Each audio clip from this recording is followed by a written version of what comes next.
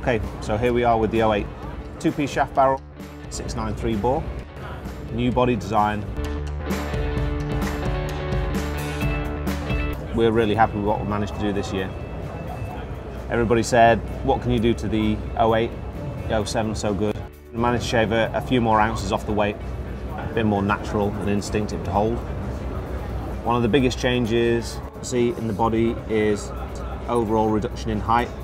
Allows the grip to go up higher behind the regulator. That allows the gripping point of the gun to come up much closer to the firing line. When you're holding the grip, you're almost holding on to the firing line of the barrel, which makes it much more instinctive. You're not disassociated from the top of the gun and the barrel and sighting line. The way we've managed that this year is we've brought the front screw comes inside the frame. We shorten the screws down. The full interface between the body and the frame is flanged. There's no way for dirt or moisture to penetrate in through this slot into the frame assembly. At the rear section, again, we've reduced the height here, helping to bring the heel of the hand higher to that center line of the barrel. And that's been done with the inclusion of a new QEV block.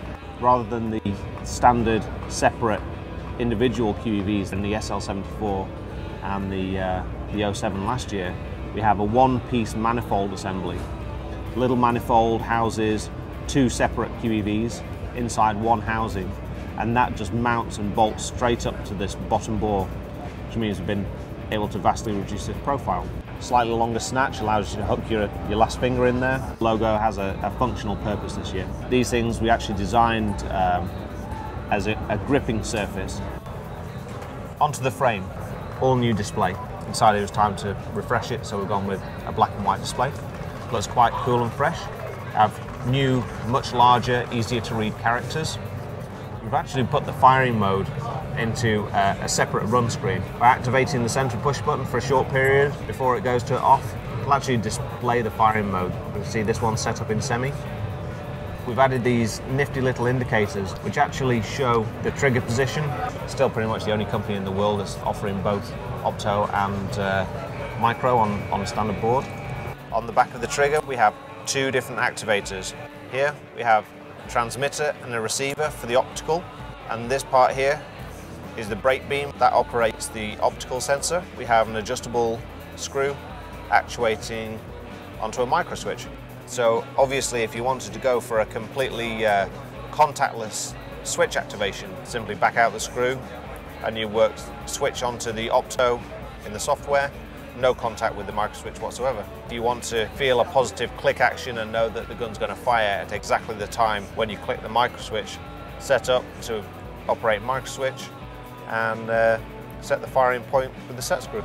All the modes that you could ever need are in there. We have user-definable presets, so you can make your own custom settings. Up in the top tube, have the cure bolt, standard, dual O-ring at the head of the bolt, act like small shock absorbers. So this long cut, what that does is allow the second ball to roll up the face of the bolt, and the O-rings actually dip out of the way. So this nifty little unit cures, of course, second ball clipping in the stack and still gives you excellent efficiency and consistency. Obviously that ball stack's coming in through the clamping feed tube. Lever clamp feed, a standard still, excellent piece of kit. Feed tube is milled into the body, making it pretty much one of the most robust setups you can get.